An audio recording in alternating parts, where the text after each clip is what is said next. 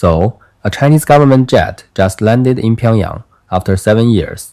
Foreign Minister Wang Yi is visiting North Korea. Here's the big question.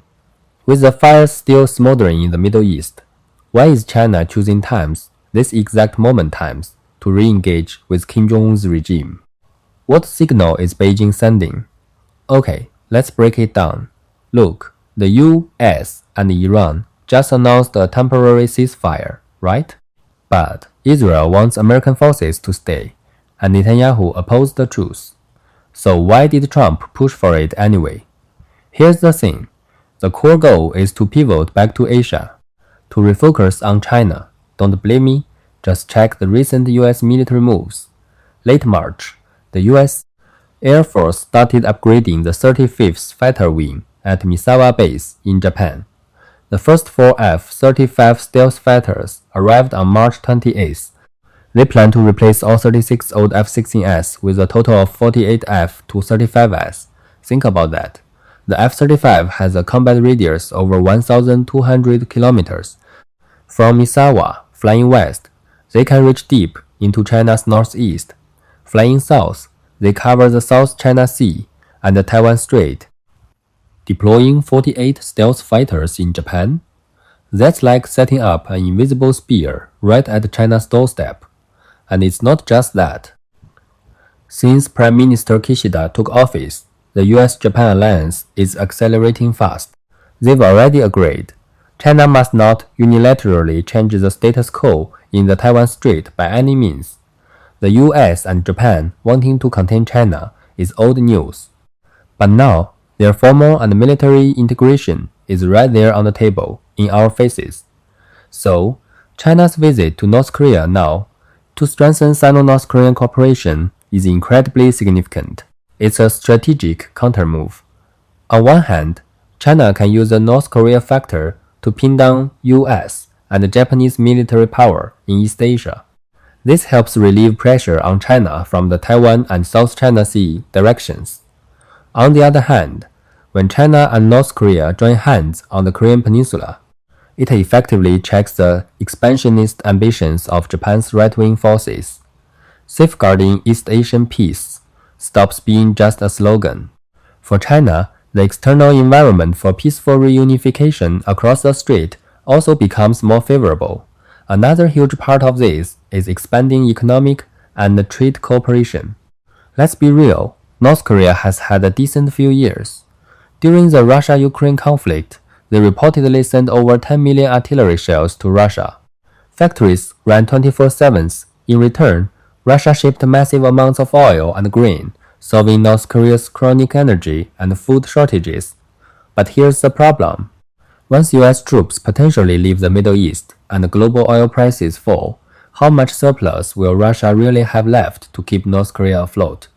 Russia itself is under sanctions. Their trade with North Korea is mostly barter. Food for shells, oil for missiles. That kind of deal solves the eat to live problem, not the live well problem.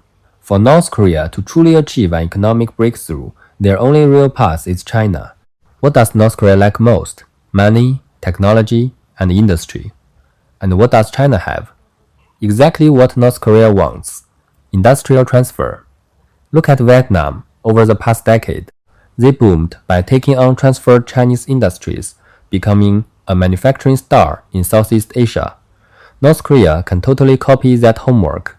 China-North Korea trade hit $27.3 billion in 2025, a 25% jump. But honestly, that number is still way too low. How can North Korea expand trade with China? What can they offer in exchange for Chinese industry? Mineral resources. That's their most valuable card. North Korea is sitting on a sleeping gold mine. They have over 300 proven mineral types, more than 200 with commercial value. Iron ore reserves exceed 100 billion tons, top tier in Asia. Magnesite reserves are 6 billion tons. Gold is around 2,000 tons. They even have large rare earth deposits. They have this mountain of wealth but can't turn it into foreign exchange. Why? Simple. Outdated equipment, backward technology. The operational rate in many mines is less than 30%. Now, China is accelerating its own industrial upgrade.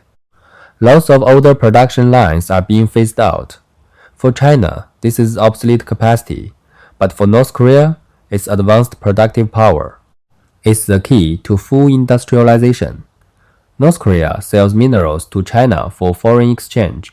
China transfers its phased-out industries to North Korea to help them build self-sustaining capacity. This isn't aid, it's a win-win. And get this, the restart of China-North Korea cooperation has been quietly happening for a while. First, on March 12th, the railway link reopened after 6 years.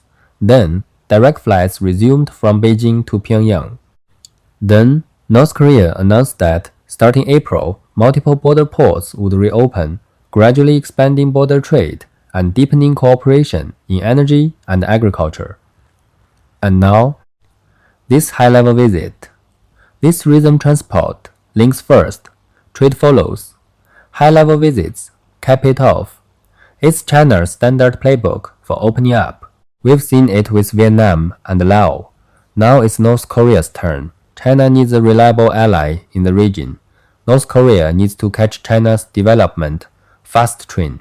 On this piece of land, called East Asia, standing shoulder to shoulder, is how China and North Korea can better keep Japan in check and defend peace. That's the real story.